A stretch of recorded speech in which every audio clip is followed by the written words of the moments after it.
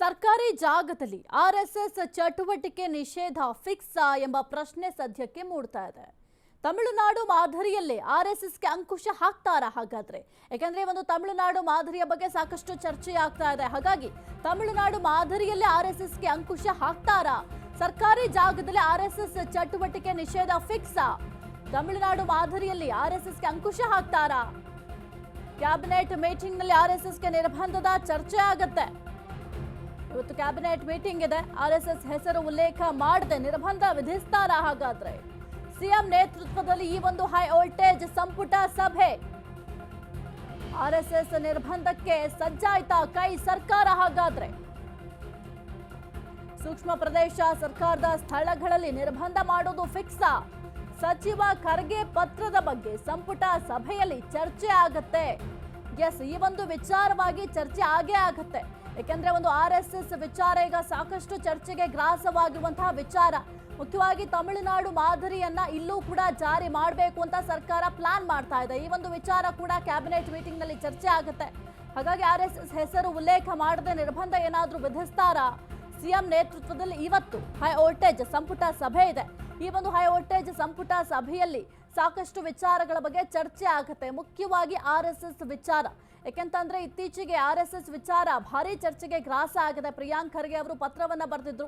RSS ಏನು ಕಾರ್ಯ ಚಟುವಟಿಕೆಯನ್ನ ಮಾಡ್ತಾ ಇದೆ, ಪಥಸಂಚಲನ ಕಾರ್ಯಕ್ರಮವನ್ನ ಮಾಡ್ತಾ ಇದೆ, ಈ ಸರ್ಕಾರಿ ಜಾಗಗಳಲ್ಲಿ ಅದಕ್ಕೆ ಅನುಮತಿ ಕೊಡಬಾರದು ಎಂಬ ಪತ್ರವನ್ನ ಬರೆದಿದ್ರು. ಆ ಪತ್ರದಲ್ಲಿ ಸಾಕಷ್ಟು ವಿಚಾರಗಳ ಬಗ್ಗೆ ಉಲ್ಲೇಖವನ್ನು ಮಾಡಿದ್ರು. ಯಾಕೆ ಅವಕಾಶವನ್ನ ಕೊಡಬಾರದು ಎಂಬ ವಿಚಾರವಾಗಿಯೂ ಕೂಡ ಸಾಕಷ್ಟು ಉಲ್ಲೇಖವನ್ನ ಮಾಡಿದ್ರು. ಈ ಒಂದು ವಿಚಾರಕ್ಕೆ ಸಂಬಂಧಪಟ್ಟಂತೆ ಸಿಎಂ ಸಿದ್ದರಾಮಯ್ಯ ಅವರು ಕೂಡ ಮುಖ್ಯ ಕಾರ್ಯದರ್ಶಿಗೆ ಪತ್ರವನ್ನ ಬರೆಯುವ ಕೆಲಸವನ್ನ ಮಾಡಿದ್ರು.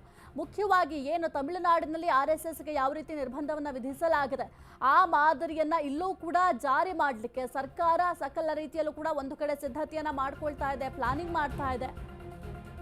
ಆರ್ಎಸ್ಎಸ್ ನಿರ್ಬಂಧಕ್ಕೆ ಕಾನೂನಿನಲ್ಲಿರುವ ಇತಿಮಿತಿಗಳೇನು ಹಾಗಾದ್ರೆ? ಸಿಎಂ ನೇತೃತ್ವದ ಸಂಪುಟ ಸಭೆಯಲ್ಲಿ ಈ ಒಂದು ವಿಚಾರ ಗಂಭೀರವಾಗಿ ಚರ್ಚೆ ಆಗತ್ತೆ. ಶಾಲೆ ಕಾಲೇಜು ಮೈದಾನಗಳಲ್ಲಿ ಚಟುವಟಿಕೆಗೆ ಬ್ರೇಕ್ ಬೀಳುತ್ತಾ ಹಾಗಾದ್ರೆ? ಆರ್ಎಸ್ಎಸ್ ಚಟುವಟಿಕೆಗೆ ಪೊಲೀಸ್ ಅನುಮತಿ ಕಡ್ಡಾಯ. ತಮಿಳುನಾಡು ಕಾನೂನು ಬಗ್ಗೆ ಈಗ ಆಲ್ರೆಡಿ ಅಧ್ಯಯನವನ್ನ ಮಾಡಿದ್ದಾರೆ. ಸರ್ಕಾರಕ್ಕೆ ವರದಿಯನ್ನ ಸಿಎಸ್ ಶಾಲಿನಿ ರಜನೀಶ್ ಅವರು ಸಲ್ಲಿಕೆ ಮಾಡಲಿದ್ದಾರೆ. ವರದಿ ಮೇಲೆ ಸಚಿವ ಸಂಪುಟದಲ್ಲಿ ನಿರ್ಬಂಧದ ಚರ್ಚೆ ಆಗತ್ತೆ. ಆರ್ಎಸ್ಎಸ್ ನಿರ್ಬಂಧಕ್ಕೆ ಕಾನೂನಿನಲ್ಲಿರುವ ಇತಿಮಿತಿಗಳೇನು ಅಂತ ಕೂಡ ಬಹಳ ಮುಖ್ಯವಾಗುತ್ತೆ. ಸಿಎಂ ನೇತೃತ್ವದ ಸಂಪುಟ ಸಭೆಯಲ್ಲಿ ಈ ಒಂದು ವಿಚಾರವಾಗಿ ಗಂಭೀರವಾಗಿ ಚರ್ಚೆಯನ್ನ ಮಾಡಲಾಗುತ್ತೆ. ಇನ್ನು ಆರ್ಎಸ್ಎಸ್ ವಿಚಾರ ಈಗ ಸಾಕಷ್ಟು ಚರ್ಚೆಗೆ ಗ್ರಾಸ ಆಗಿದೆ. ಸರ್ಕಾರ ಕೂಡ ತಮಿಳುನಾಡು ಮಾದರಿಯನ್ನ ಇಲ್ಲಿ ಅನುಸರಿಸಬೇಕು ಅಂತ ಸಕಲ ರೀತಿಯಲ್ಲಿ ಪ್ಲಾನಿಂಗ್ ಕೂಡ ಮಾಡ್ತಾ ಇದ್ದಾರೆ. ಇವತ್ತು ಸಂಪುಟ ಸಭೆ ಒಂದು ಹೈ ವೋಲ್ಟೇಜ್ ಮೀಟಿಂಗ್ ಕೂಡ ಇದೆ. ಈ ಒಂದು ಮೀಟಿಂಗ್ ನಲ್ಲಿ ಸಾಕಷ್ಟು ವಿಚಾರಗಳ ಬಗ್ಗೆ ಚರ್ಚೆ ಆಗುತ್ತೆ. ಕುರಿತು ಹೆಚ್ಚಿನ ಮಾಹಿತಿ ನೀಡ್ತಾರೆ ನಮ್ಮ ಪ್ರತಿನಿಧಿ ದೀಪಾ ಕುಕ್ವಾಡ. ಸದ್ಯಕ್ಕೆ ಈ ಒಂದು ಆರ್ಎಸ್ಎಸ್ ವಿಚಾರ ಸಾಕಷ್ಟು ಚರ್ಚೆಗೆ ಗ್ರಾಸ ಆಗಿದೆ. ಇವತ್ತು ಹೈ ವೋಲ್ಟೇಜ್ ಸಿಎಂ ನೇತೃತ್ವದಲ್ಲಿ ಸಂಪುಟ ಸಭೆ ಕೂಡ ಇದೆ. ಇಲ್ಲಿ ಯಾವೆಲ್ಲ ವಿಚಾರಗಳ ಬಗ್ಗೆ ಚರ್ಚೆ ಆಗುತ್ತೆ, ಮುಖ್ಯವಾಗಿ ತಮಿಳುನಾಡು ಮಾದರಿಯ ಬಗ್ಗೆ ಏನೆಲ್ಲ ಚರ್ಚೆ ಆಗುತ್ತೆ, ಯಾವ ನಿರ್ಧಾರಕ್ಕೆ ಬರ್ತಾರೆ ಒಂದು ಆರ್ಎಸ್ಎಸ್ ನಿರ್ಬಂಧದ ವಿಚಾರಕ್ಕೆ ಸಂಬಂಧಪಟ್ಟಂತೆ?